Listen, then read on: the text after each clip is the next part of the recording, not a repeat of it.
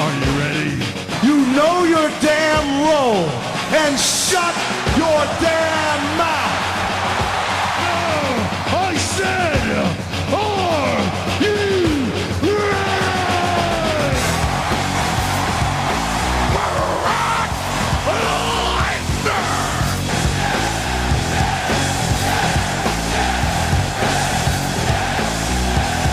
Here comes the bottom line. The Stone Cold said so.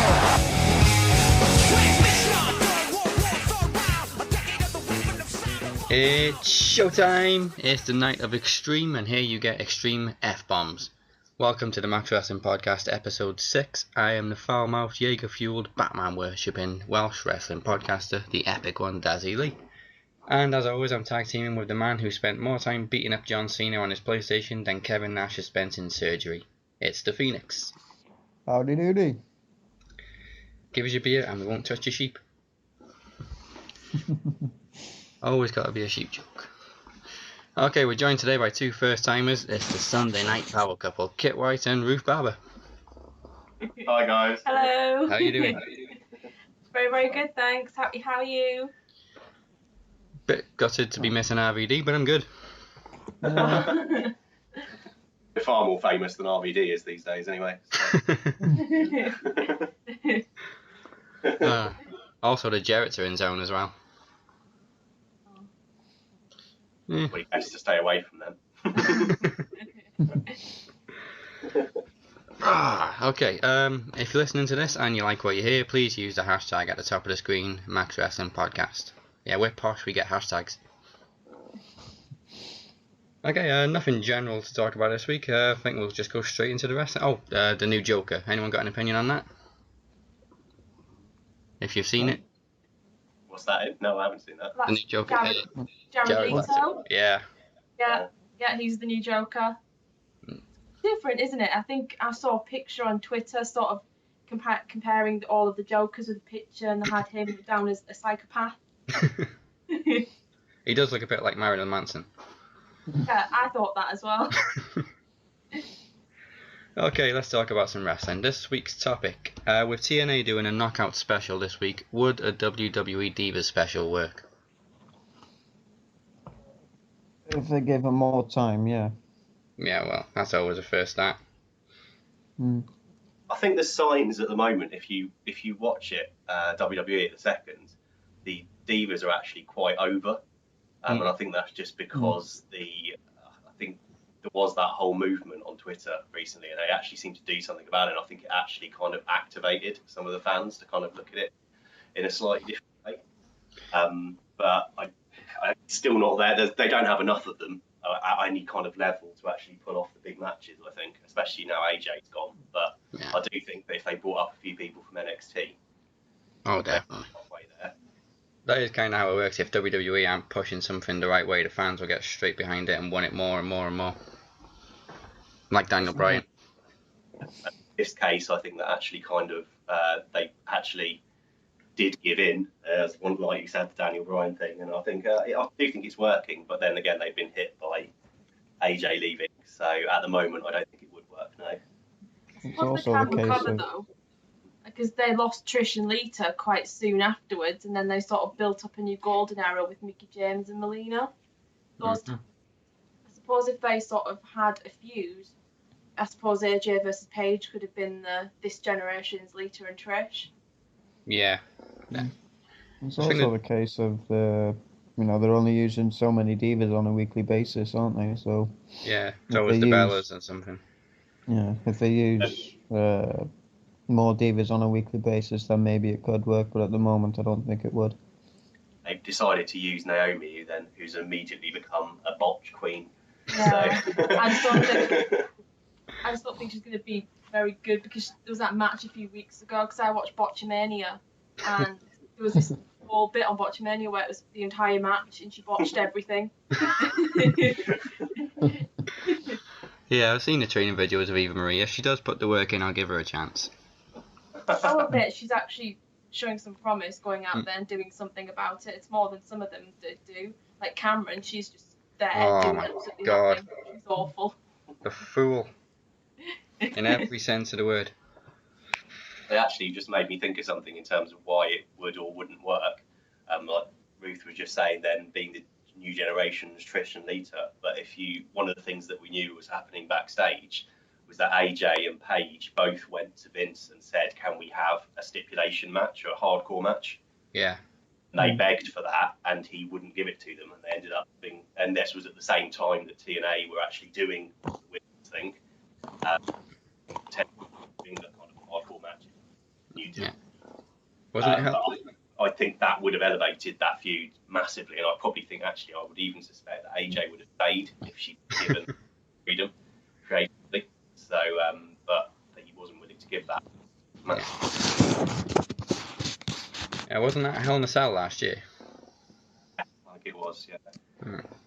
Boston, mate. Lighten up, Vince. Okay. Divas can sort of do the stipulation matches. I mean, a few years ago we had that Tara Mickey James match in TNA in the cage. I mean, that was phenomenal. I mean, divas can have cage matches and be just as good as men if they're given the chance. Yeah, we see stipulated matches with knockouts all the time. Even a ladder match we saw Gail Kim and Roxy, I think it was. Oh, that was fantastic. Where Roxy was literally busted open and she had her hair shaved afterwards. With a Fire Russo chance. Typical old TNA before Hogan got his mitts on it. Okay, there's no This Month in Wrestling History this week because we're almost in May, so I haven't bothered because you've had plenty of history in April this month. So let's go straight into Monday Night Raw. Now we started a new feature this week called Raw Rankings. I'll go through how it works first, and then we'll talk about Raw, and then we'll go through the rankings at the end of that. So basically, it works pretty much like this. You get different points for the way you win, what you do, cutting a promo, making an appearance. Actually, I have got the list somewhere. Craig sent it to you, didn't I? Yeah, it's here. Yeah. Okay, a pin win gets you 3 points. A submission win gets you 4 points. A loss by DQ or a countout gets you 1 point. A loss by pinfall or submission gets you no points.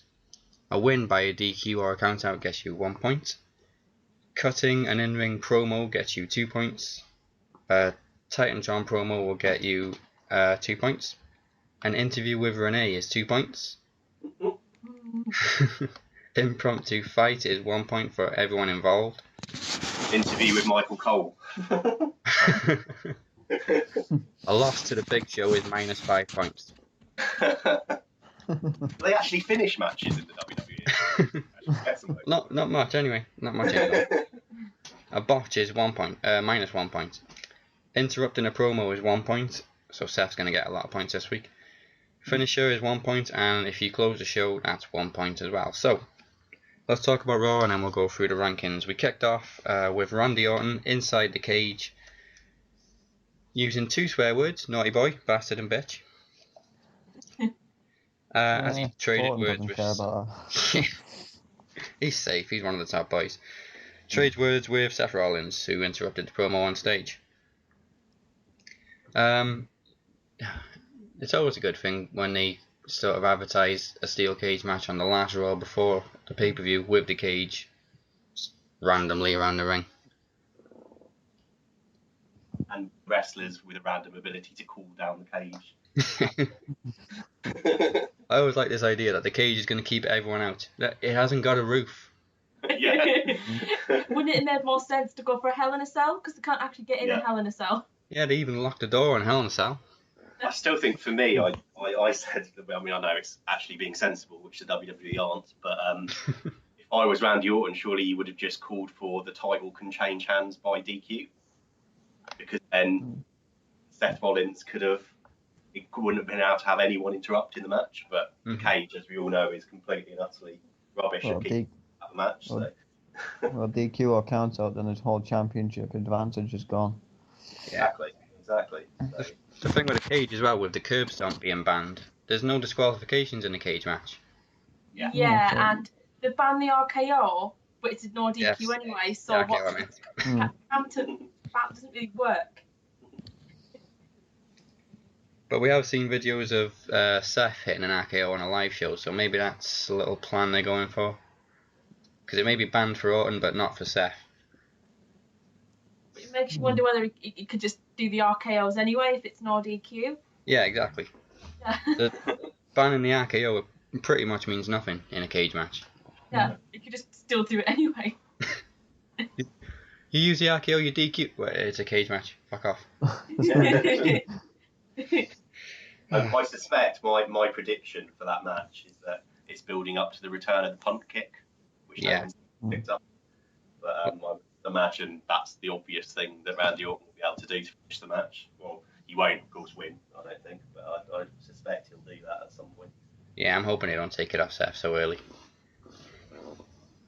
I'm really enjoying this, like even with Randy Orton in this feud, because I think it's really, really fresh. Like this, like Seth Rollins being world champion and feuding with Randy Orton, even if it's Randy, it's still fresh because it's Cena. As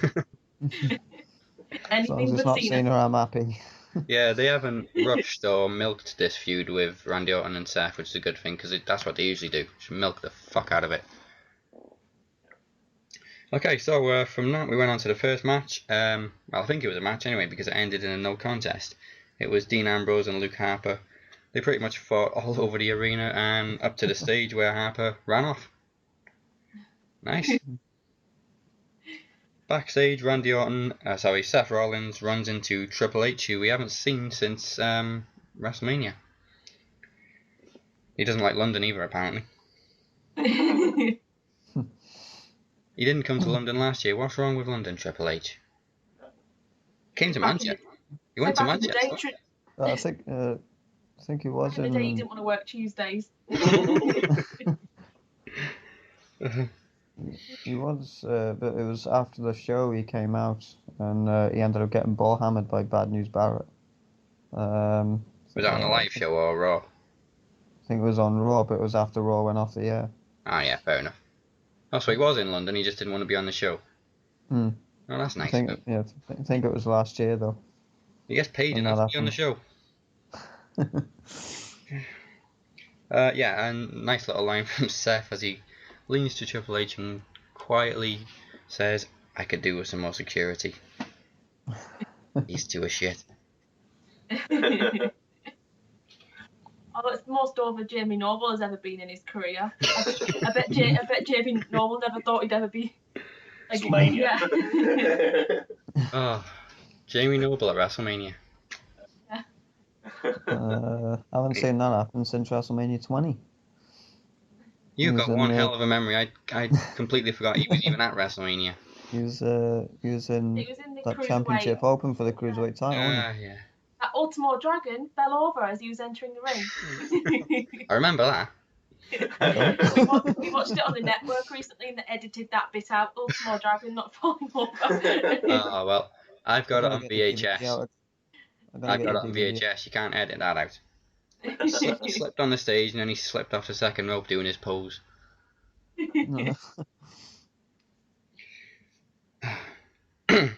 Following that, we went to the Lucha Dragons versus the New Day, who were dressed as council workers in high-vis for some reason. The New Day were pretty aggressive in this because it seems as though they're starting to turn heel because everyone thinks they're shit. So that's the weirdest heel turn ever. We're actually acknowledging the fans think you're shit. No, they're just being mean. Blaxploitation experiment is all going wrong. It's kind of like admitting, we're doing a bad job with this gimmick.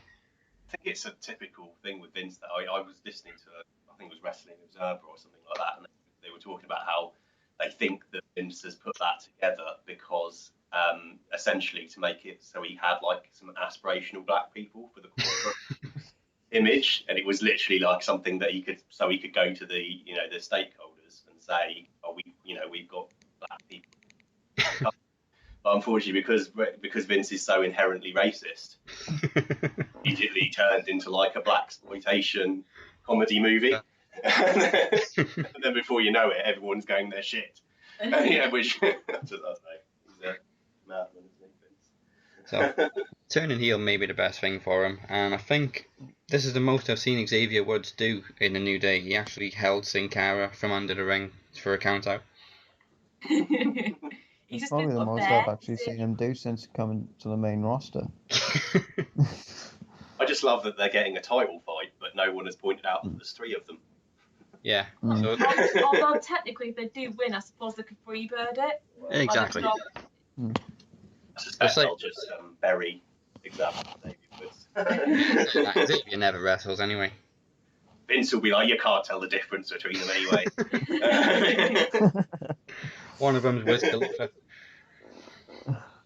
Yeah, at the end of the match, we got the first 2 RKOs of the night as Randy Orton struck out of nowhere. Pardon the pun. Kofi botches again. He just has no luck with Randy Orton. I'm surprised Orton didn't call him a stupid man. He probably did that backstage. Kofi, you had one job. Will your push again? Christ, he's not getting a push now. He's never going to get a push. After that, we had Fandango versus Curtis Axel, and it was pretty weird seeing Curtis Axel dancing to Fandango's theme during his entrance. That was so funny. Curtis Axel does have the best gimmick in the WWE at the moment, though. It's so funny. It's amazing. It's so bad, it's good. Exactly. So a short match. Fandango finishes him off with the last dance, and I didn't even know until this week that move had a name. I just thought it was a leg drop. Did you notice they played the wrong music at first? Yeah. Played these like Rosa Mendes music, whatever it is. Yeah. Botches all around this week on Raw. Okay, Triple H came to the ring after that to cut his promo to plug Tough Enough. I don't see the point in why they're bringing back Tough Enough if they've already got NXT. Well, exactly. I mean, Very good point. I didn't even think about it like that. the Yeah. last Tough Enough was a failure anyway. Yeah, it was when the only person who they actually still got from it was the person who was eliminated first, who said their favourite match of all time was Melina versus Alicia Fox. You know what? Actually, you've made a really good point there. I'd never even thought of the whole why they're doing Tough Enough when they've got NXT. But because I've got this theory that Vince is starting to view NXT as a rival. Well, he has to. Yeah, because he's mad as well, and he probably doesn't realize his own company. But I think he's beginning to view it a bit like when like the Raw SmackDown divide, where he did sort of view it then that he actually did it as like a proper competition. And I just wonder if he started to see NXT as a kind of rival to his main show, because I suspected that because of the way he keeps burying all the NXT talent whenever they come up, as if he's like. Yeah. I just wonder if that's, now you've mentioned that, actually maybe that's why he's doing Tough Enough, because he's thinking, well, it's like a competitor to NXT to show that like the main show can do it better. I will admit, it does break my heart how they're treating the Ascension. Oh.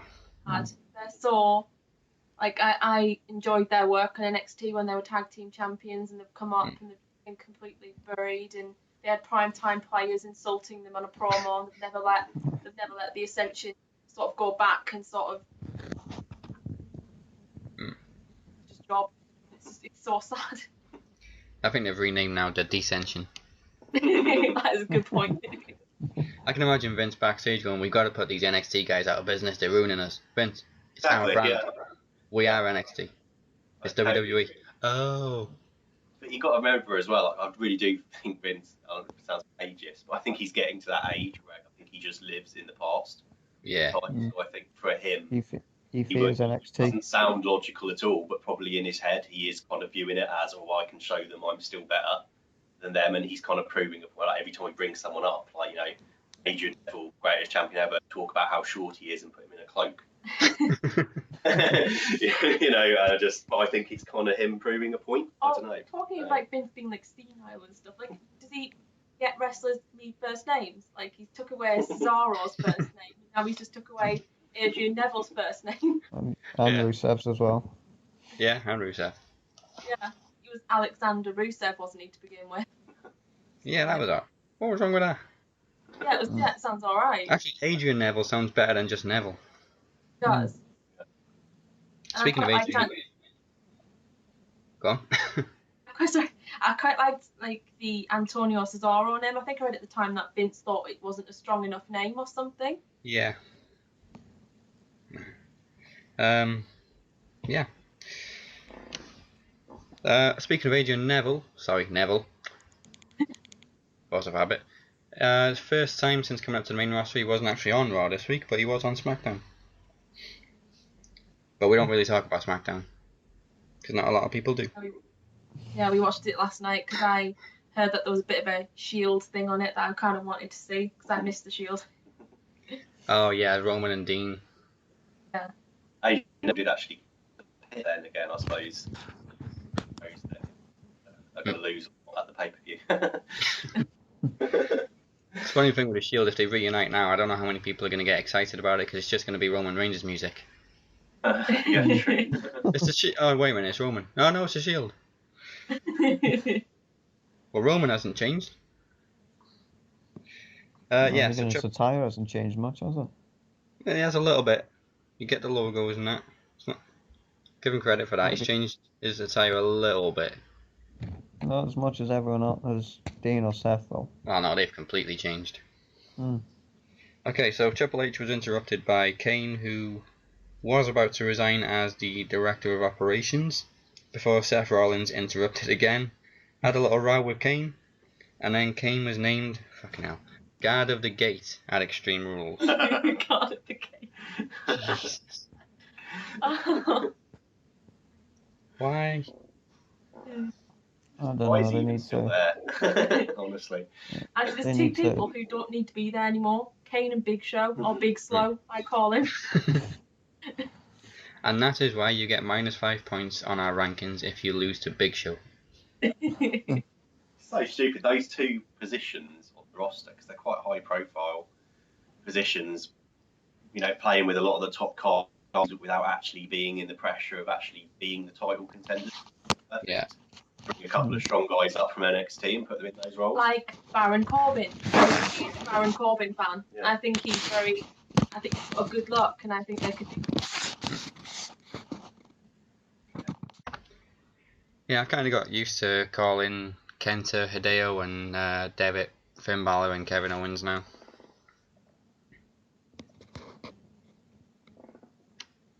I think it's well, yeah. I wasn't too bothered.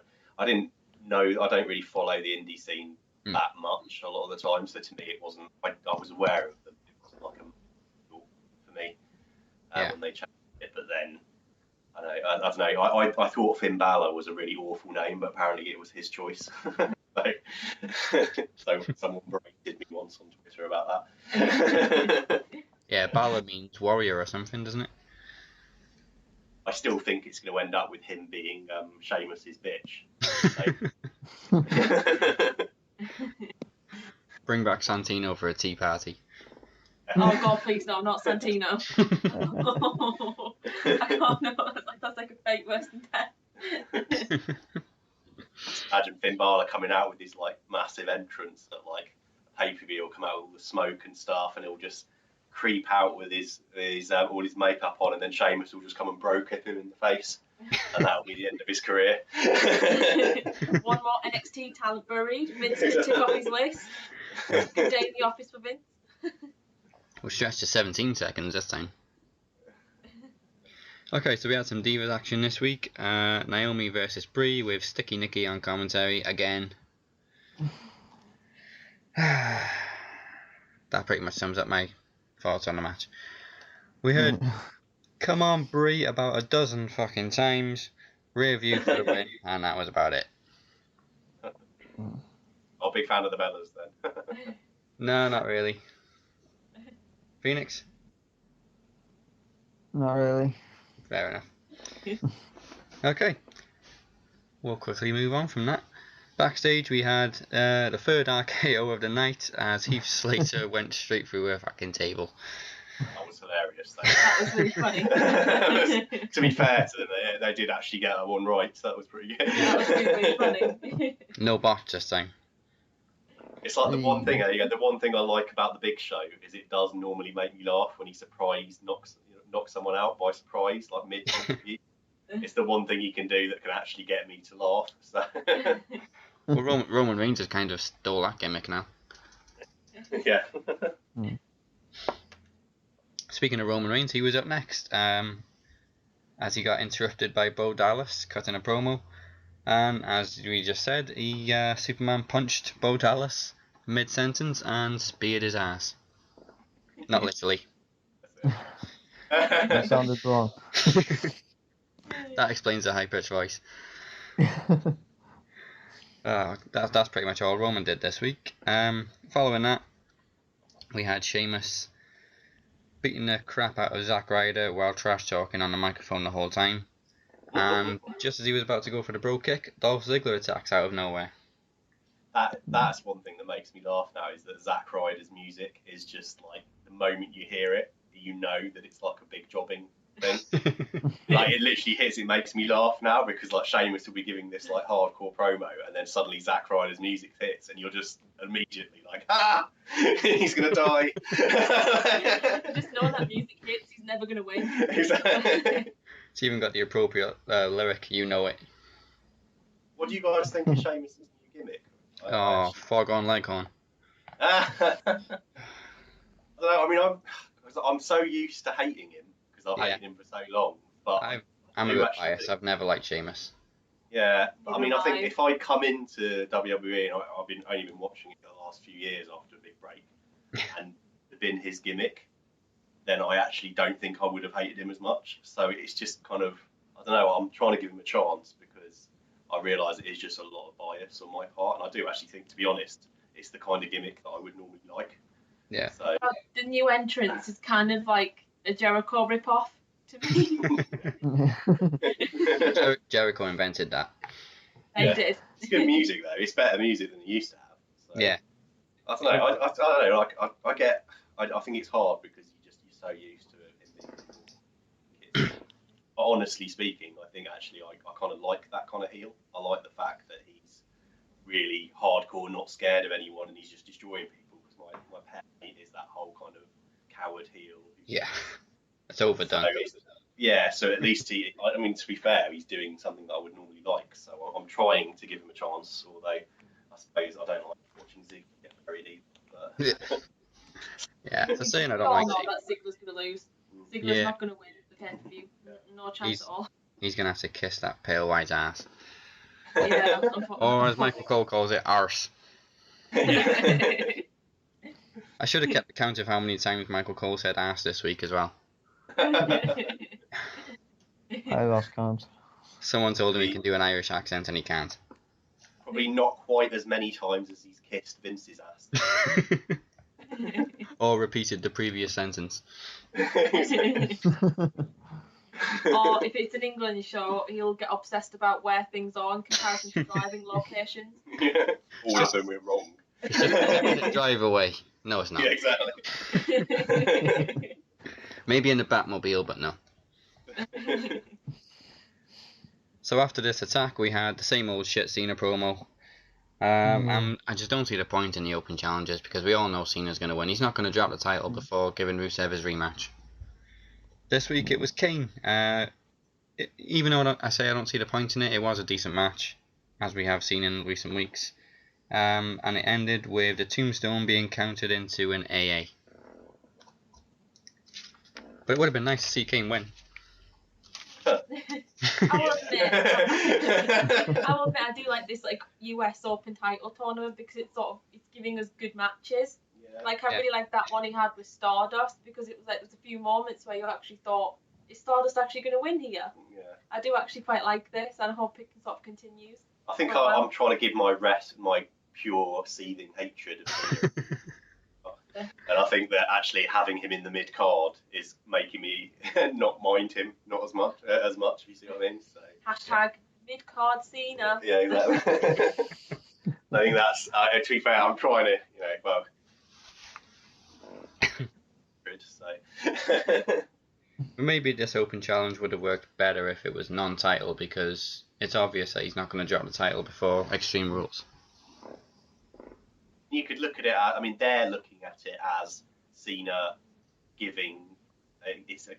like smaller talents a chance to wrestle with Cena, who's like the big, the big nose, so that it sort of give them a rub, like like the Stardust match. That's what they're saying behind the scenes, but it just depends whether you think that works when he wins time. I don't know if that really has the desired effect.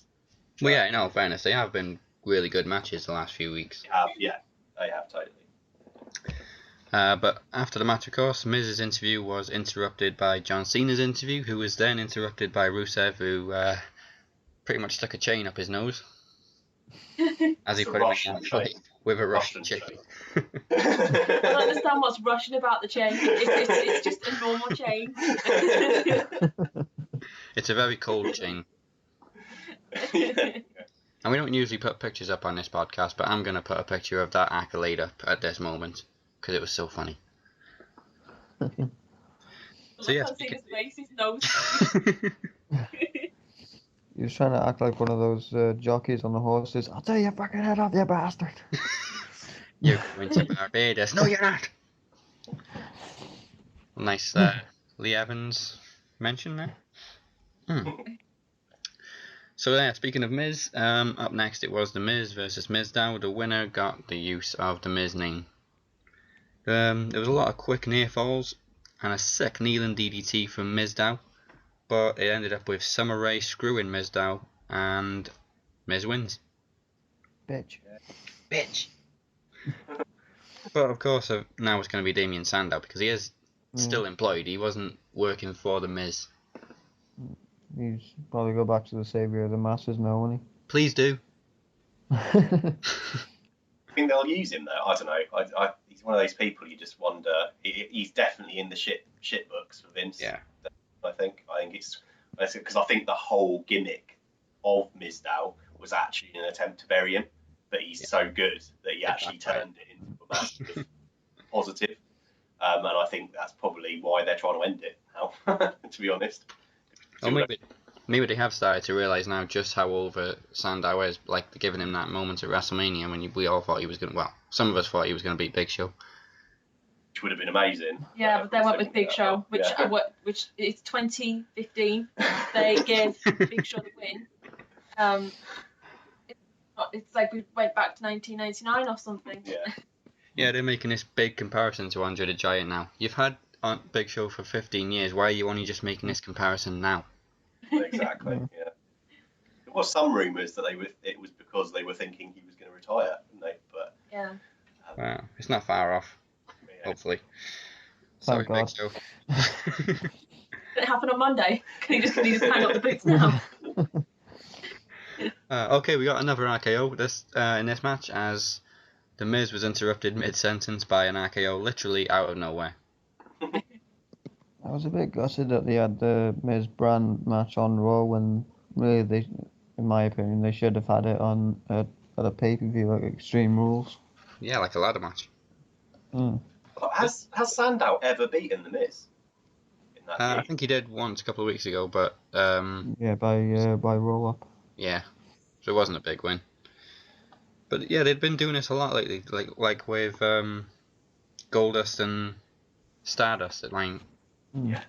Probably should That have. should have been at WrestleMania. That would have been a great opportunity to have brother versus brother at the biggest stage of them all, but they never did it, and it's. Yeah, just what is going on with the booking? You got easy cash cows there, and they're just not delivering on them. Did they ever go anywhere with the Stardust Goldust thing? Because they had Goldust get beat up afterwards, didn't they? That was really Yeah. weird. Yeah. They had that amazing setup sequence of the match, didn't they? And they did nothing with it. And then they just removed it from the roster. Yeah, So- there's been no mention of it. Where they're going with the Cody thing? Like, is that going to go anywhere? Him getting annoyed by the word Cody? No, I think it's just going to drop like Kane and the whole May 19th thing. Oh yeah. Or May 13th, as Big Show said. Yeah, I caught that. I was like, no, May 19th. Kane should have caught it as well, he should know. Yeah, I mean, that date horrifies him. You remember that segment where, was it Rob Conway had that May 19 shirt put on him by Shawn Michaels and he got completely disappointed. Oh man, good times. Bray Wyatt promo followed this. and obviously more cryptic clues to who his next opponent's going to be. Has anyone got any ideas on who it's going to be? They haven't decided yet. Absolutely convinced. They have no idea. That's why it doesn't make any sense. Yeah. So I had the idea it could be Roman Reigns. I thought that as well, but now they seem to have gone with Big Show instead. So. Yeah, Big Show versus Roman Reigns, the feud nobody wants. Again. Yeah, again, it's Right. watcher. That said, I suppose the match could end with Roman Reigns winning against the Big Show and then the lights going off. Yeah. You know? So it could still happen. I did think Roman Reigns a few weeks ago as well, but they just don't seem to have moved anywhere on from that since then. Yeah. Because he's not going to go much. Well, can't go much further with Big Show, and after that, what else is he going to do? And actually, a Bray Wyatt feud probably would work quite well. I don't know where Roman is at the moment. So. I did read a post somewhere that they're planning Reigns to challenge Rollins and Orton for the title at Payback. Yeah, I heard that. Which could work depending on how Extreme Rules finishes. I'm still thinking that Bright's after Balor. Let his ankle heal up and then. Yeah, wait because there for was talk that Balor to make his main roster debut and then start the feud that way. yeah, there was talk that Balor wasn't going to be in NXT long. Yeah, too short. Why? Finn, stay there, Finn. Be the smart. Well, carry on. Okay, another pointless squash match for Ryback followed this as he beat Adam Rose and then, for some reason, attacked the Rosebuds. They What's were the dressed Rosebuds as done to food. you? He was hungry. Yeah, yeah, and they were dressed as food. One of them was dressed as a banana. And then he made a hot dog. And he made some ridiculous joke after beating them up, didn't he? Yeah, what was it? What did the banana say to the hot dog? Nothing because it knocked out or something like that. Oh yeah, I do remember that. Yeah, it was really Oh, lame. nothing because they've been shell shocked or something like Yeah. Ryback, you're not a comedian. Leave that to Ziggler. So backstage again as Seth apologises to Kane. And we then went on to the main event, Dolph Ziggler versus Seth Rollins. Sheamus interferes, which led to Rollins hitting a buckle bomb and then debuting his new finisher, which has seemingly replaced the curb stomp. We can't say what it is because I don't know what it's called, but it was basically a fall forward DDT. What's the thoughts on the new finisher? I saw it. It was interesting. I don't think it has the impact that the curb stomp had, though, because I think that was a pretty vicious heel finisher. It's a shame that they've gotten rid of it. Yeah, and to be fair, I've never really seen a fall forward DDT like that before. So at least it's unique. Yeah, at least it's something different, I suppose. But I still miss the curb stomp. I think that was probably the best. Well, there is a rumour that maybe it's not completely banned, it's just going to be used really sparingly, like the punt. When was the last time Orton used a punt? Well, he nearly used it on the live show before Rollins moved out the way and hit the RKO. But like you say, maybe we're going to see it at Extreme Rules if he technically can't use the RKO. Seth Rollins in the head as many times as he wants. You can kick him. You can't kick him in the head, but you can drop him on his head. What? Okay, that makes sense. So Seth Rollins cuts a promo following the match. Triple H then joins, and then Kane interrupts, and Seth asks for the cage to be lowered before Orton slips in behind him and pulls him off the top rope into another Super RKO. So yeah, nice finish. 5 RKOs in one night. Yeah, so he's going to get a lot of points this week, so let's go on to the Raw rankings and find out just who is in the top 20. Okay. In 20th place with -1 point is Sin Cara. Because he got counted out. And Kalisto also in 19th place. They has to go alphabetically with -1 points. Kofi Kingston also has -1 point, and in 18th place for botching an RKO again. Rusev is in 17th place with 1 point for interrupting John Cena's interview.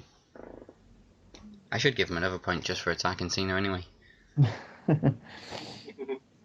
Luke Harper is in 16th place with 1 point. Kane is in 15th place with 1 point. Dean Ambrose is 14th with 1 point.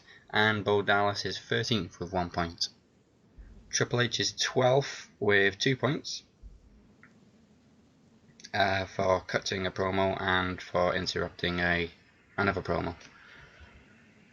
And in 11th place is Sheamus with 2 points. And Bray Wyatt is 10th with 2 points.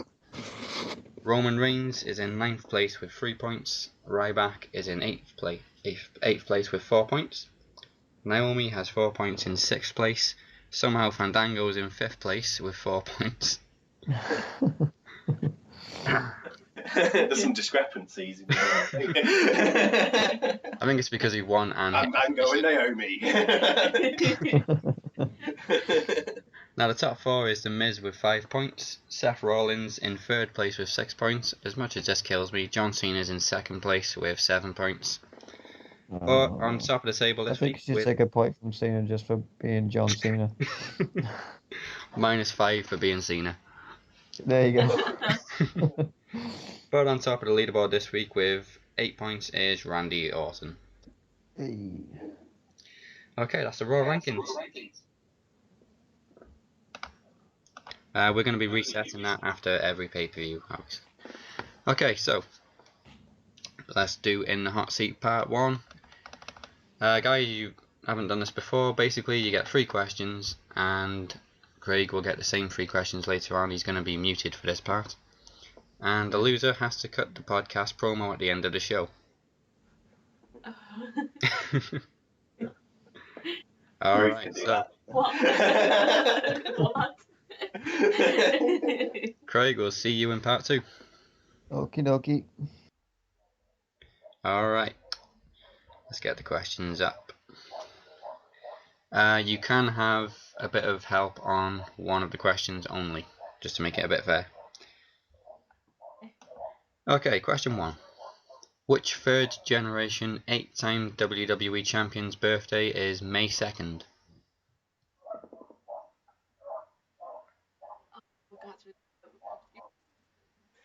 Eight times world champion. 8 times world champion.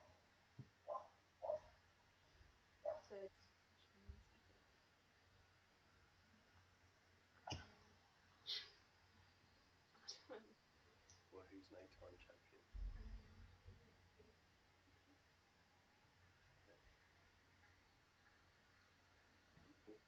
The Rock. It is The Rock. There you go. It's 1 point. Okay.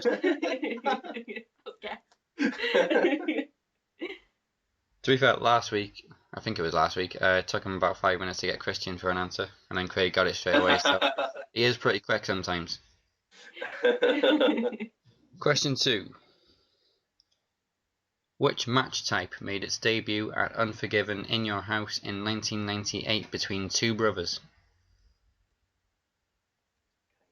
Okay, I know the second one would be Inferno. It is correct. Inferno. We'll never see that again. No, now it's the Ring of Fire match. Yeah. Ring of Fire. Wow. Oh man. Okay, that's 2 out of 2. Last question. Which year did TNA pay-per-view Sacrifice debut? It's definitely a Ruth question. I didn't want to say that long. Because they did the weekly specials up until about. Because is this one we can have help on? Yeah, give us a bit of help with this one. Okay. Raven was in the main event.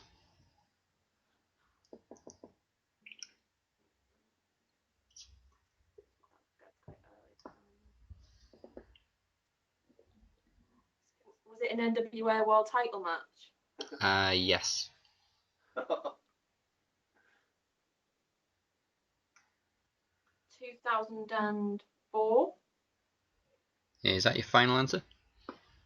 Yeah. Going on Chris Tarrant here. It was 2005. Oh. But that's Hey, we're Wow. close. We're only one out if he gets it any closer. So Craig needs Oh. all three right to win. Okay. Damn. We're going to take a short break, and while we're away, we're going to play the the weekly mystery pay-per-view theme. See if you can guess what it is, and we'll see you in part 2.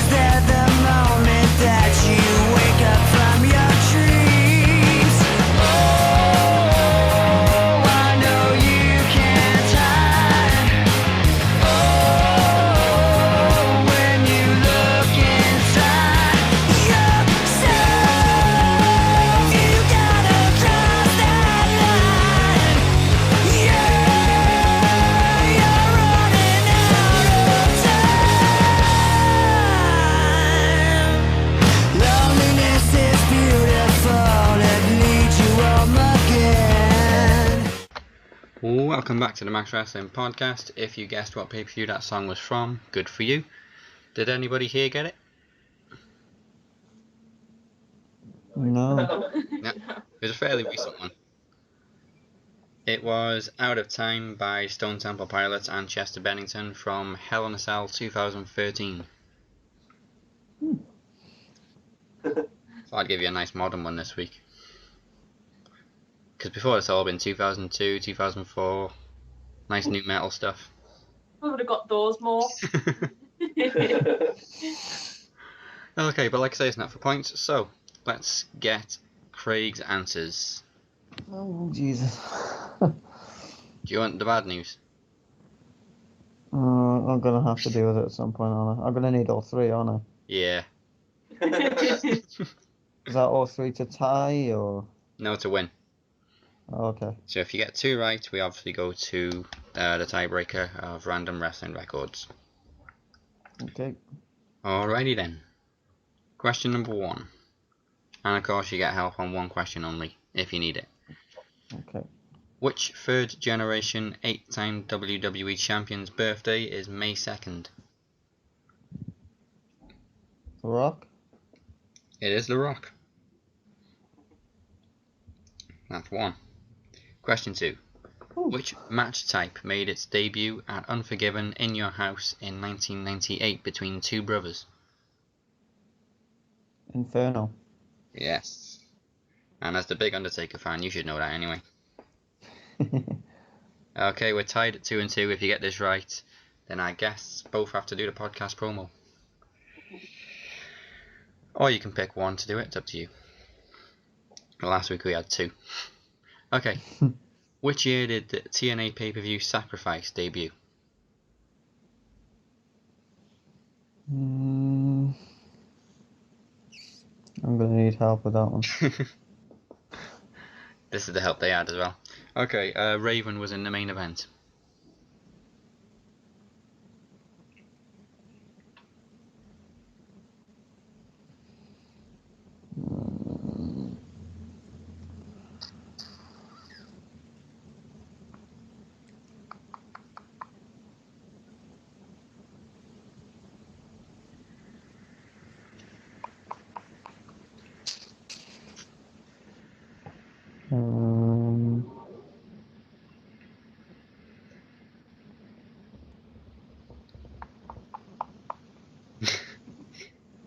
Am I allowed any more help, or...?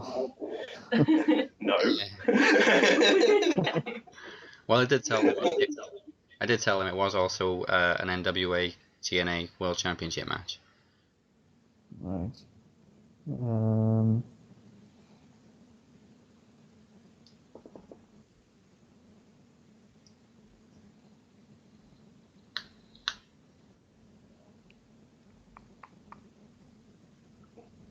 is it 2005? Oh, Correct. Hey! we said 2004. Damn it.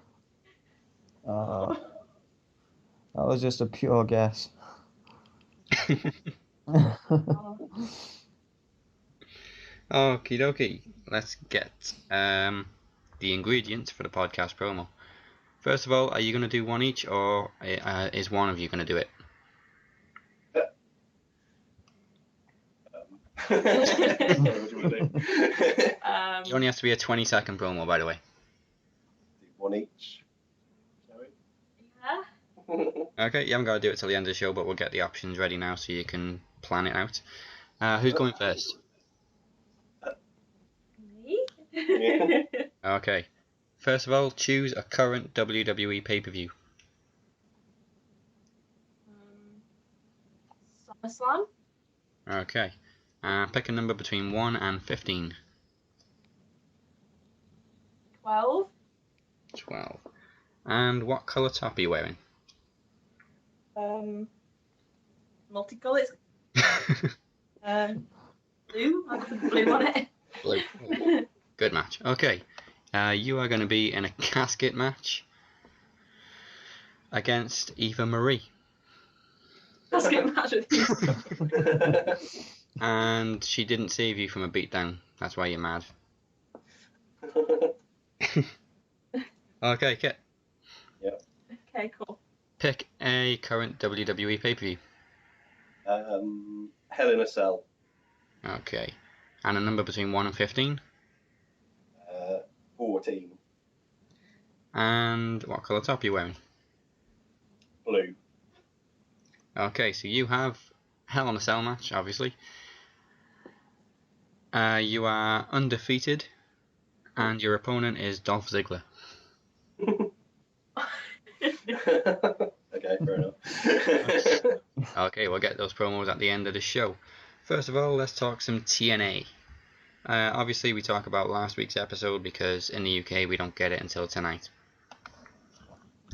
But last week, we saw the Hardys defeat the Revolution in the first match of the Tag Team Series, where the winners went on to the Ultimate X match for the vacant Tag Team Championships.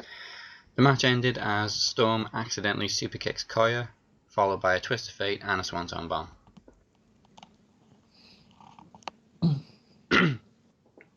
Now, the Hardys are just getting better with age. They just don't miss a step. Phoenix, did you actually watch this one? No, not yet. Okay. I meant to. Well, now you're getting spoilers. Okay, that's fine.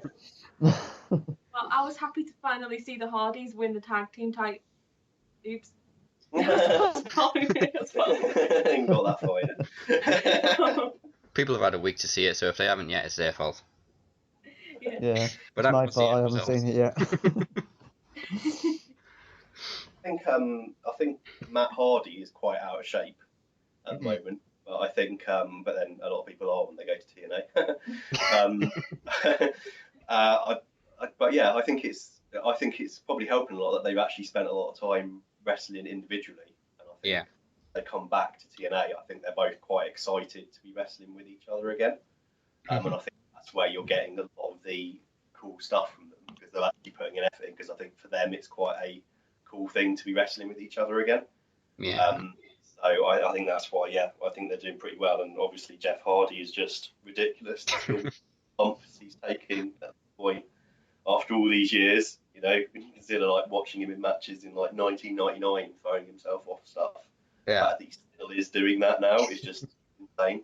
So yeah, very good at the moment. I'm happy to see. I know a lot of people criticise TNA having older guys and stuff, but I think they're quite marquee having them at the moment. So. Yeah, there is also a big nostalgic feel of having the Hardys team up again. And also it was fantastic because they've never been TNA World Tag Team Champions as well, because it's a new dynamic. It's something they've never done before, so it was awesome. It's something a lot of fans have waited a long time for, to see them be champions again. Yeah. Well, speaking of the people that hated on TNA, Matt Hardy's just been brilliant on Twitter since winning the tag team titles, just trolling all the haters. If you want to see TNA haters shut down, follow Matt Hardy on Twitter. Okay, following this, Kurt Angle and Eric Young faced off, and Angle basically said he wants to best Young next week in their championship match, which is tonight, or Friday if you've already seen it in the States. How is Kurt Angle still doing it after all these years? Kurt Angle's a machine. What do you guys think of Eric Young as heel? I've seen like mixed reactions on that. Yeah. I'm enjoying it, but I know some people just can't stand it because they're too used to him being the guy. Although some long-term watchers of TNA, I've actually seen him as a heel before. I absolutely loved World Elite. Yeah. I was a huge fan of World Elite, and like when Hogan came in and just got rid of everything and just sort of. Yeah, I'm enjoying this heel run of Eric Young. I think when he's a face, especially with a big beard, he gets too many comparisons to Daniel Bryan. But obviously as a heel, he's got a completely different identity. And he also looks like a psychopath. Doing it very well. I think he's otherwise. I mean, I think one thing about TNA is they've got they've got two sides to it, but they've got a lot of people who can actually talk. Mm-hmm. Almost too much at times because they aren't use some of them where they should be. But I think there's a lot of these guys, and I think Eric Young is one of them. He's showing that he's able to do both sides of it,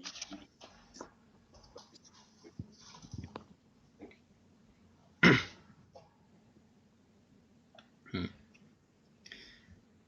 Okay. We went on to match number 2 in the tag team series between Loki and Kenny King as they defeated Anderson and Spud. Basically, Loki hits Warrior's Way for the win.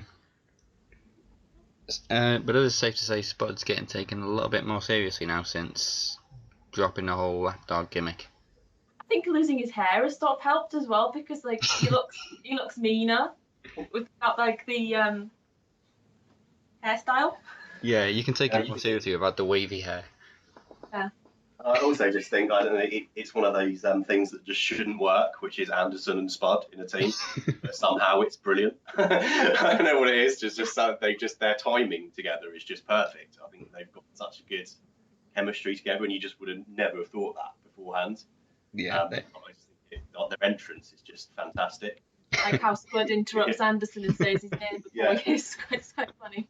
Then again, as we all know, I mean, Spud has been amazing since he's actually got onto the roster, hasn't he? I mean, Yeah.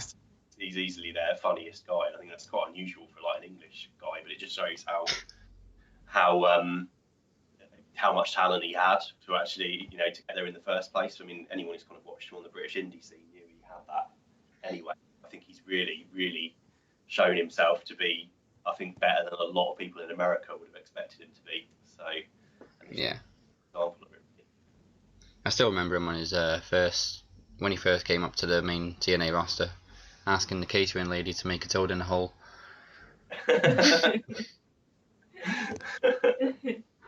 Oh man. Okay, the BDC were backstage following this, and for some bizarre reason, Homicide was sucking on a razor blade. I never saw that. That's quite dangerous. Or maybe he's got a Mick Foley chew on a barbed wire bat at one point. Yeah, but Mick Foley's superhuman. Yeah, that's a good point. Cleverly brought Homicide in as a good replacement for Samoa Joe. I think. Yeah. Yeah, Homicide's super over. With the old MVP TNA fans. Oh God.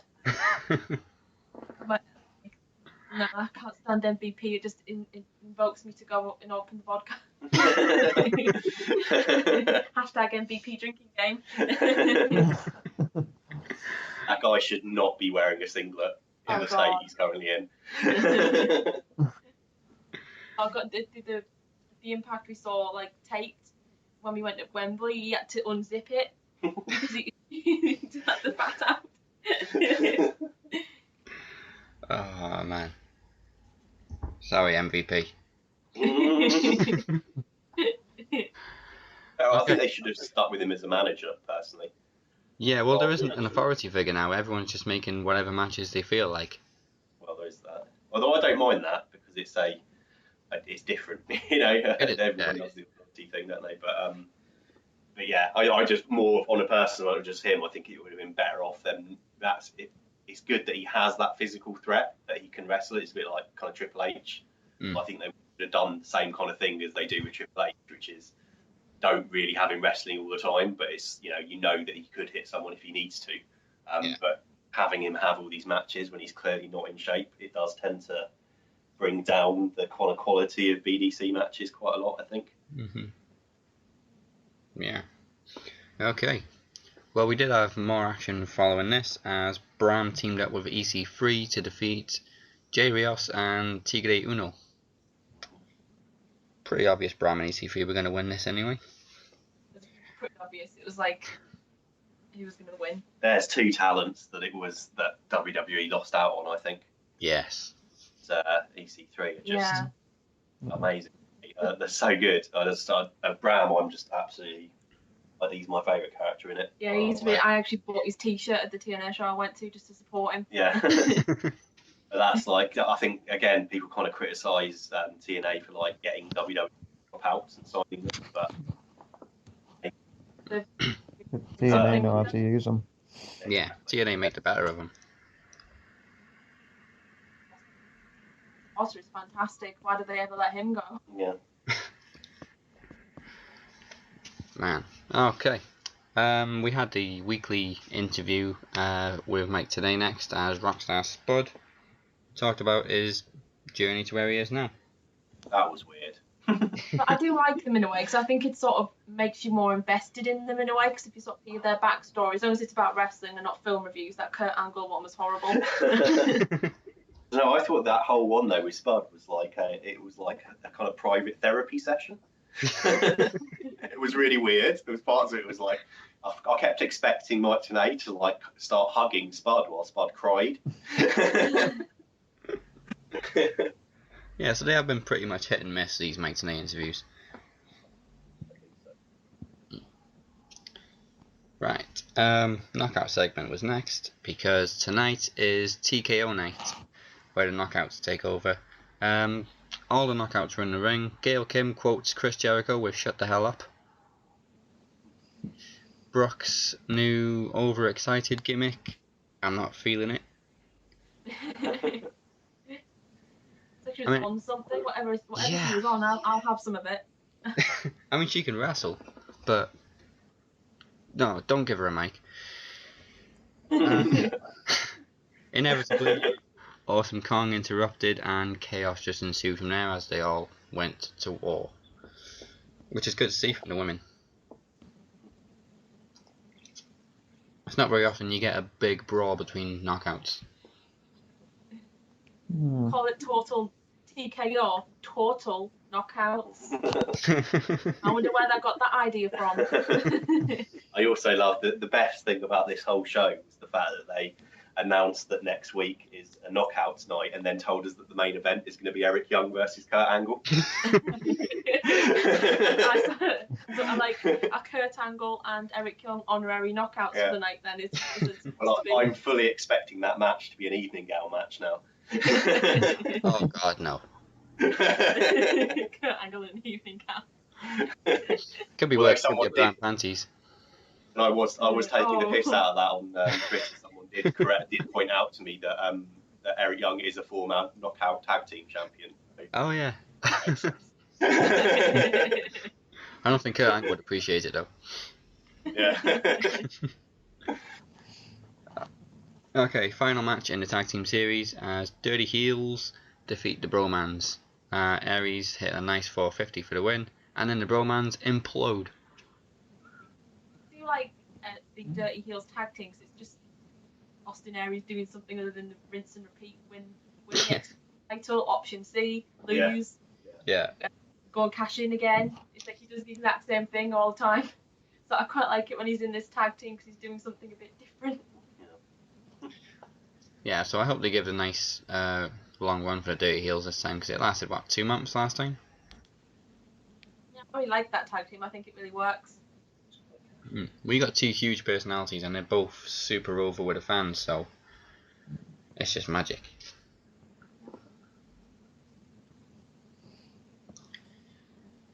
Okay, Homicide was up next as he attacked Kurt Angle backstage. The fight spilled into the arena. The BDC joined the fight. Then the Rising even the sides, and then EY appears and decides not to hit Kurt Angle with the chair. Are they teasing an Eric Young face turn, or is Eric Young trolling Kurt Angle? That is the question. The Rising, that's another good thing in TNA at the moment. Yeah, Drew Galloway's just took the ball and ran with it. Exactly, and it's just, you just almost can't believe he was in 3MB like a few months ago. You know, he is just 100. He's really good, isn't he? I mean, there's no. Again, it's another example of just what the hell were they doing with him in WWE? Seriously, Yeah. Because he's clearly showing how good he is in this straight away. Even in WWE, he was once chosen one. He was basically chosen by Vince. Like, and he was Intercontinental Champion, and he was like really doing well at one point, and then they sort of got bored of him and just shoved him in 3MB and released him, which was a shame. Which is just another example. TNA know how to treat talent. Brag on them for taking WWE stars, but I think someone's trash can be another person's treasure. In a way. Yeah, exactly. But you're saying they know how to treat them, but they don't have to pay them. Well, except for Matt Hardy, apparently. Yeah.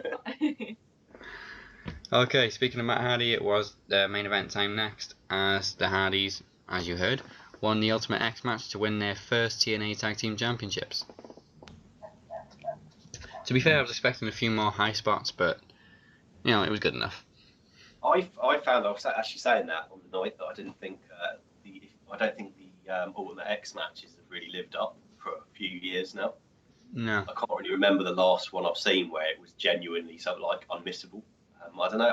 I think, and I'm not sure if this is true or not, but it looks to me like it's a lot lower than it used to be. Go back to when it was like the Red X. I'm pretty sure the structure was taller. Yeah, it seems so. Yeah, and I think that affects it because there's a lot of the time they're like a high spot, but actually they're hanging on the road. So it was a perfect example. It was Bobby Roode in this match, wasn't it? Yeah. Bobby Roode did like a spot during the match where he went along, he was hanging off the rope and someone kicked him and knocked him off, and he literally was so close to the ground that he just let go and just landed on his feet. And I thought, well, actually that kind of ruins the effect of it because it's clearly not very high, so there's no real danger there. I mean, you could argue you shouldn't be trying to injure wrestlers by putting on like high structures, but I just think that it does mean it doesn't live up quite as much as it used to in the past. So. Well, yeah, I mean, they can stand on the top rope now and just grab the rope. I remember old Ultimate X matches, they used to have to jump to reach the rope. Exactly. Yeah, that's what I thought. I mean, it's only a vague memory on my part. I just every time I've seen it, I thought, well, I'm sure when you see like the old spots when they show like, the Ultimate X matches from the past, if you just look at them, it's definitely a higher structure. Yeah. And then pretty amazing stunts off that. But when you can kind of just let go and just land on your feet, really have the same effect, does it? And on another note, Ant Ladder's supposed to be banned in Ultimate X matches.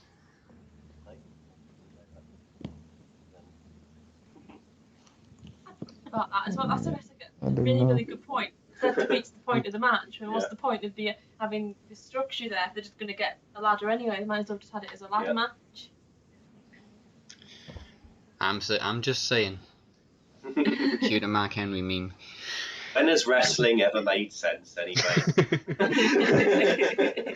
Logic in wrestling, what? Okay, so that was last week's TNA. This week, of course, is TKO night. The Dollhouse debuts. Angelina Love takes on Brooke and Gail and Madison in a 4-way to crown the next #1 contender. Awesome Kong will challenge Taryn Terrell for the championship, and of course Kurt Angle and Eric Young are honorary knockouts for the night as they compete for the TNA World Championship. If you've already seen it in the US, hopefully it was a good show. If you're in the UK, enjoy it tonight. Oh, and Mickey James makes an announcement, apparently. Oh, yes, and Mickey James. Yep. Because we need to know what the hell's going on with James Storm. Maybe they're having an affair. Maybe Mickey James's baby isn't Magnus's, it's James Storm's. Please not another pregnancy angle. Sure, it'll be like well, it'll be like the Mae Young, but she'll give birth to like a noose. James Storms.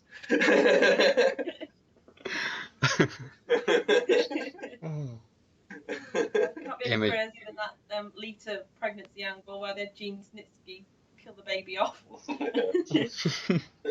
It wasn't my fault. I'm surprised how over Snitsky was at that time. How long do you reckon TNA's got, you guys? You know, I don't think it's half bad. I don't know. It's an interesting one, isn't it? At this point, They all seem to hit a deep end and then just come out fine. yeah. I will say though, if rumours are to be correct, it's going to really damage them if they're not going to do any tapings over here or come over here anymore. Yeah. Because we're one of their biggest markets, and they're going to alienate us because Destination America doesn't think they should have any shows on their broadcasts that are taped outside of America. Yeah.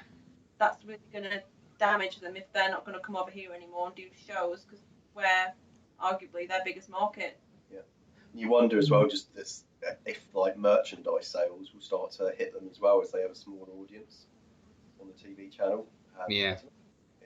But then, and also, I also think TNA have kind of missed the, well, not missed it, but I think part of the problem they're facing at the moment is that they're fighting for a TV deal, whereas other wrestling companies who are currently getting a lot more hype from them have jumped on like the internet train.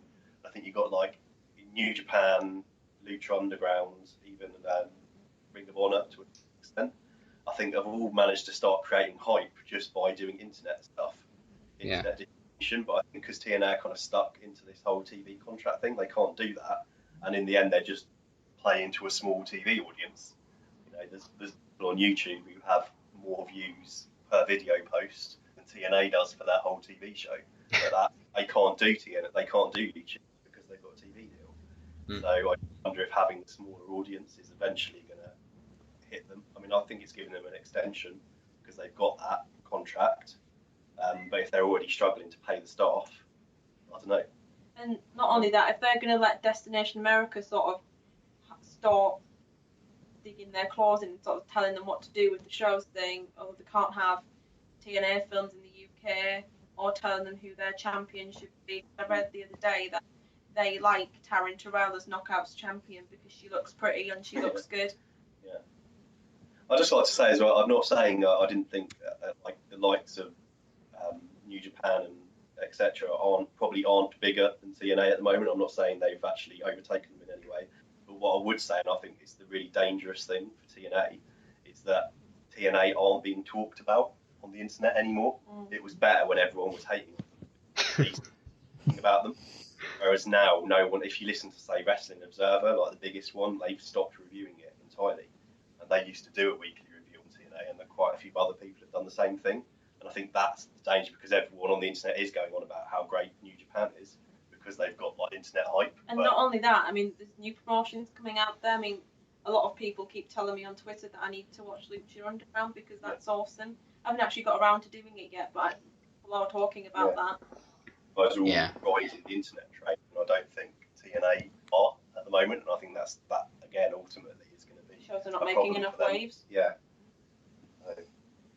Yeah, Lucha, like I said, Lucha Underground's another one that I need to get into. I mean, people are watching Lucha Underground over NXT, so that's got to be good. Yeah. Again, if you listen to sort of the big names in wrestling commentary, they are. If you listen to, say, Wrestling Observer, they talk about New Japan results every week now. But never, barely ever mention TNA apart from to say they haven't paid their wrestlers or whatever this week. But you know, if no one's talking about them and they've got that small audience, I do exactly how much longer it's going to last. Which is probably why they need more UK shows. Yeah, exactly. actually have. Well, the ultimate thing really would be just to move the brand to Europe, wouldn't it? But, I think that's obviously that can't happen. But if it was, it probably would work if they did that, because they could probably almost get the TV coverage over here as well. Do challenge. Yeah. Okay, so let's move on to Random Wrestling Records, which this week is actually about TNA. Again, it's not for points because we already know who's doing the podcast promo, so this is just for fun. This week, I want to know who's got the most TNA pay-per-view matches of all time.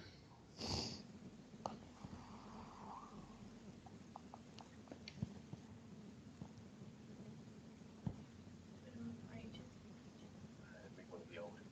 Well, Eric Young. Eric Yeah. Young. Okay, Phoenix. Young's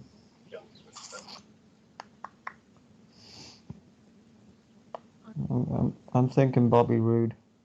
yeah, Okay. Well, I've only got the top three, and neither of them are in it, surprisingly. Oh, really? The top, Maybe Jeff Jarrett if he was still around, because he was basically in the early days. It was Jeff Jarrett all the time. Jeff Jarrett was the heel John Cena. Yeah. Okay, well, the top three are with 143, Chris Daniels.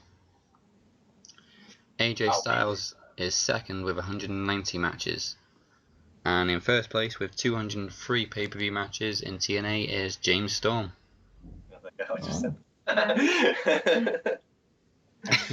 Makes sense. It does. I suppose it's just a couple of them now. They'll be overtaken soon, won't they? A couple of them. If they're not. Yeah. If they're not. So. Okay. So before we talk about NXT, let's do the mystery superstar. I give you clues.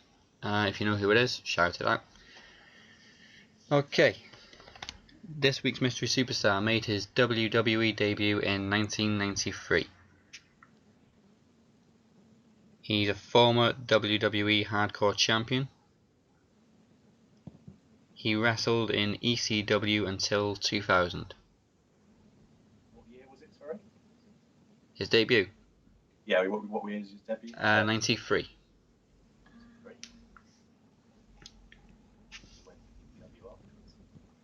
I have an idea. Raven. I think that's the quickest one we've had. Yes, it's Raven. He was Well there. Can we put that in the hotspot section? Okay. I'll just fire out the rest of the clues. He's a former NWA World Champion. He was born in Florida in 1964. He wrestled for all four big promotions, ECW, WCW, WWE, TNA. And the final clue was he was once known as Johnny Polo.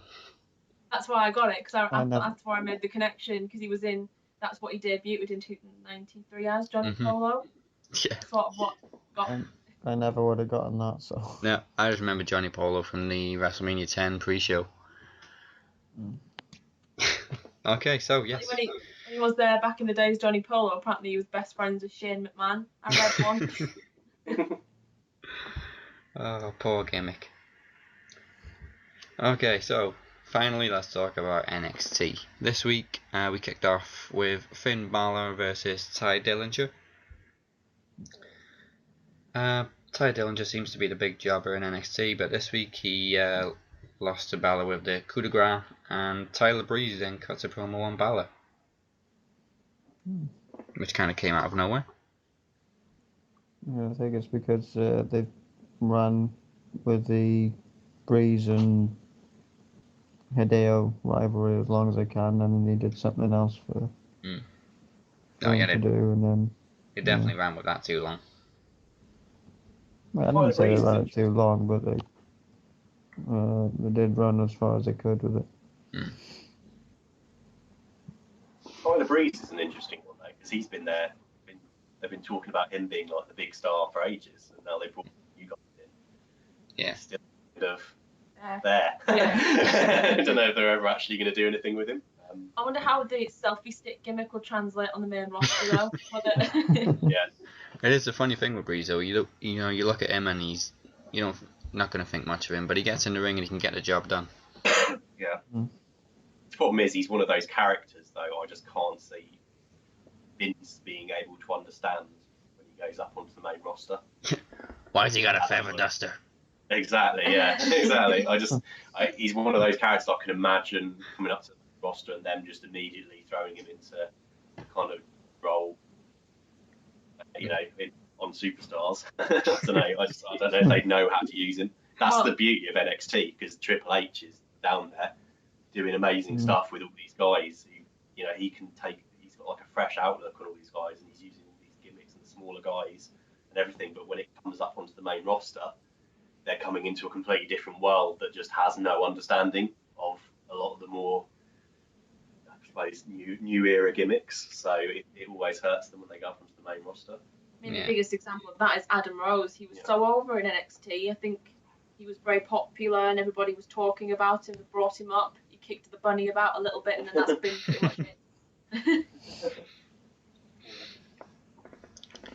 Yeah, Adam Rose is one of my enemies because he blocked me on Twitter. Oh, talking of wrestling blockings, I'm blocked by Goldust. Not surprising, because I sort of did have a go at him once about insulting TNA. But Angelina Love as well, and I have literally no idea why. Yeah, I don't. She doesn't get it. I've not said anything about her, but she knows enough of me to block me. I'm blocked by Michael Cole, but that's because I constantly. See, I'm the same. Maybe Michael Cole's blocked me. I haven't checked, but I constantly bash him as well, like correcting his mistakes. Phoenix, anyone blocked you? Not that I know of. You're nice to wrestlers. I don't tweet any rest. Well, I'm not exactly nice to Triple H or Stephanie, though, am I? Or Vince. Ice Hulk Hogan hasn't blocked me. The amount of abuse I've sent him over the years for killing TNA. I've still got the ability to follow him. Hulk Hogan will retweet anything now. Man. Okay, we had 2 interviews following this. First was Dana Brooke, just in full-on stuck-up bitchy heel mode. And Kevin Owens, which he was just condescending and just awesome. Match number 2 of the night was Bayley versus Becky Lynch versus Charlotte. Becky double-teamed briefly until only Bayley and Charlotte were in the ring. Charlotte was pretty dominant, and then we have a powerbomb to Becky with a top rope assist from Bayley, which was nice to see. Becky then just crawls over and pins Bayley while she's locked in Charlotte's figure 8, it was called, which is basically a figure 4 with a handstand.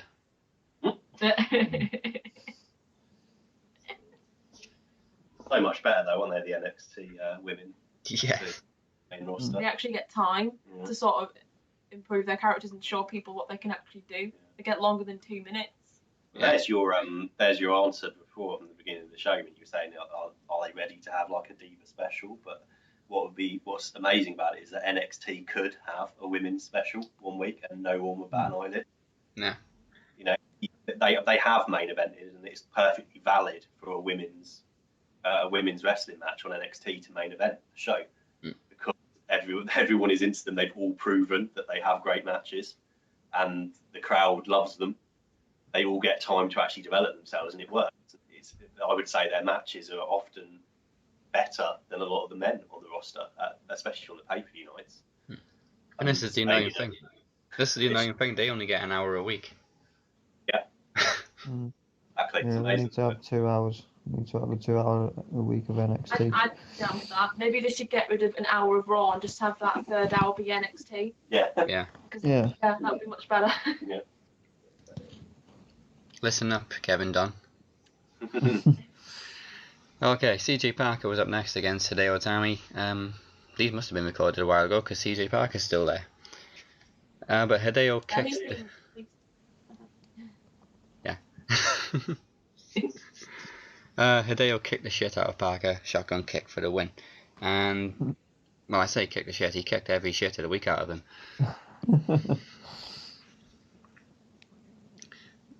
So, where are they going with Hideo Itami? Because he seems to have had the short straw out of the big three that they signed at the same time: Itami, Balor, Owens. It's tough to say, really. Unless what they might be doing is giving him, kind of like what they do with Neville on the main rosters. They're giving him just like exhibition matches until they think of something to give him. Yeah.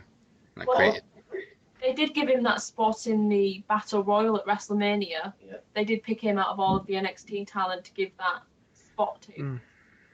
Yeah. Some kind of rumour going on that there's like a new clique going on in there, that it is actually like those three. Yeah, those and three. they can basically, like Finn Balor, Hideo Itami, and Kevin Owens are supposed to be in like a new clique in NXT, and they can essentially tell the creative team whatever they want to do, and they have to do it. And if they don't do it, they just call Triple H. Well, that's what I heard anyway. I think that was going around on some of the dirt sheets for a while, but I don't know if that is still the case. Well, they are arguably the three biggest stars in NXT, like internationally. Well, could you lump Sami Zayn in with them and say he's as... Well, yeah, and Sami Zayn too. Yeah. All four okay. of them could come onto the main roster and improve the main roster. Mm-hmm. Oh, definitely. But a lot of them are too. I'm not from my point of view. I don't think it matters. But just knowing how they write on the main roster, most of them are too short. That's the only problem. And I think Neville is a good example of that. Like, since he's been introduced, constantly referring to his height in practice and stuff. Yeah. I think that's the problem, because until they stop doing that, because no one does that in NXT. They don't come out, Hideo Itami doesn't come out, and the commentary team don't start saying, "Oh, well, he might not win this match because he's not nearly as big as his opponent."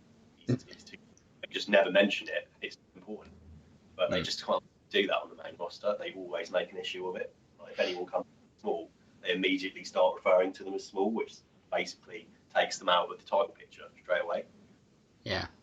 Well, the Raw commentary team do seem to just pick out the negatives in people. Yeah, totally. Which has got to be Vince, hasn't it? It has to be Vince, because he's the one telling them what to say. Well, yeah. So I can only assume that he just can't get over that. So. Okay, so after Sasha confronted Becky Lynch backstage, we then went on to Rhino beating fuck knows with the Go. Just beat a random jobber. It seems like Rhino's giving Baron Corbin competition now for the shortest match of the week. B&M, as I've started calling them, Blake and Murphy, decided to serenade Carmella backstage badly. Enzo and Cass were then upset that she was wearing jewellery that they gave her. Oh god, the tag team champions in NXT though, Blake and Murphy, they've got absolutely no gimmick. They're just vanilla. I think the most boring tag team I've seen in a long, long time. It's like I can think, if I go back and think of some random tag teams from like 5, 6 years ago. They don't even have a proper entrance music either. It's just noise. Yeah. It's dubstep hell is what it is. Yeah. But the worst than some of the random tag teams from like 10 years ago. I mean, we had like random tag teams like the Dicks or the Heartthrobs or Bashams or any. Oh, the Basham brothers. The Bashams and Shaniqua. The hell was Shaniqua? She was a dominatrix thing. Yeah. That definitely wasn't PG. Okay. We then went on to the main event as Alex Riley again took on Kevin Owens. Owens baits Riley to the outside and then just slams his head into the ramp, very reminiscent of how he turned on Sami Zayn. Owens, of course, was dominant in the match, pop-up powerbomb for the win, and then just as Owens was about to attack Riley again, Sami Zayn attacks. Big fucking punch-up, and Zayn finishes off with a big front flip to the outside on Owens, the referees, and security. That was awesome. That was awesome. So yeah, we're obviously looking towards Zayn Owens 2 at the next takeover, which has been scheduled for May 20th. Nice. There. Okay, so it's time for match of the week. It can be from Raw, NXT, SmackDown, or last week's Impact. Has anybody got any to throw in the hat?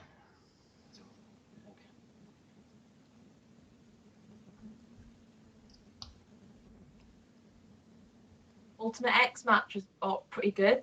Could have been better, but I think it was good for the moment of the Hardys finally winning the tag team titles. I think that had a really good ending and it gave the fans something they really wanted to see.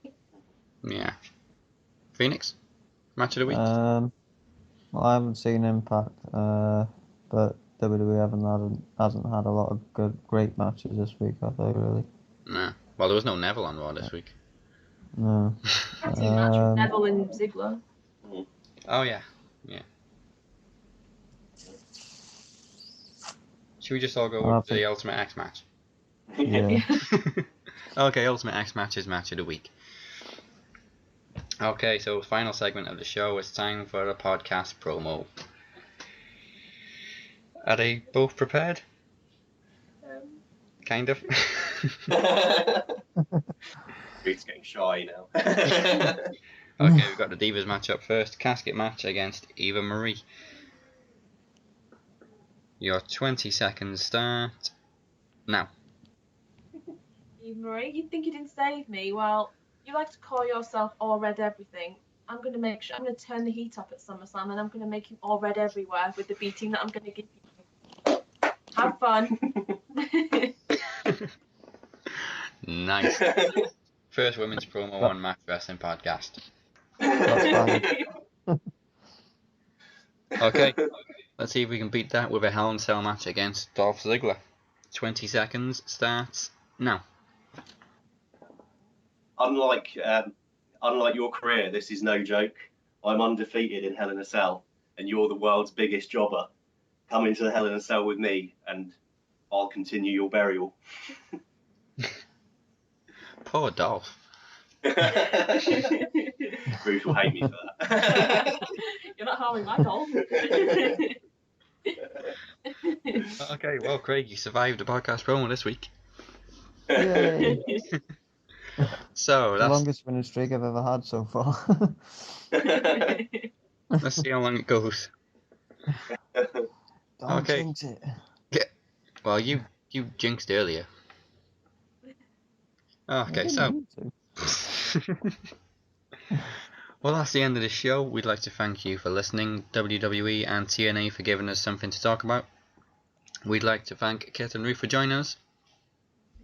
Thank you. And thank you for having us. It's been a pleasure. Who else can we thank this week? Randy Orton for RKO in The Miz. Thank you. Okay. I'd like to thank Brock Lesnar for seriously ending Michael Cole a few weeks back. I think we did, didn't we? Yeah. Yeah, we thank them for fucking up the announce team. Please come back, Brock. We need you. So make sure you check out our current issue, which is online now, featuring an exclusive Sunday Segue interview with EC3's indie manager Johnny Ferrari. We also list all of Kurt Angle's World Championship victories, and we describe the perfect WWE video game, and much, much more. Check that out by visiting. With what? Where you have the ability to create yourself as a female. Yes, I put that back in. You can check that out by visiting maxwrestling.wix.com/maxwrestling. You can also follow us on Twitter, Instagram, and like us on Facebook at maxwrestlingmag. You can follow me at ILikeDazzyLee and the Phoenix at Craig S. Phoenix. And this is where our guests tell you where you can stalk them. You can stalk me on at xRoostarX. I have a nice brand spanking new picture of me and Melina as my profile picture because I met Melina a few weeks ago. Yay! You can follow me at Kit is Wrestling. Okay. If you haven't yet, make sure you check out this week's latest episode of Sunday Segue and check out the Talking Wrestling Network all on Twitter. UK listeners, flick to Challenge TV at 9 for TNA Impact. Don't forget Extreme Rules tonight, and that's the bottom line. Because unfortunately, we're out of time. Ta-ta.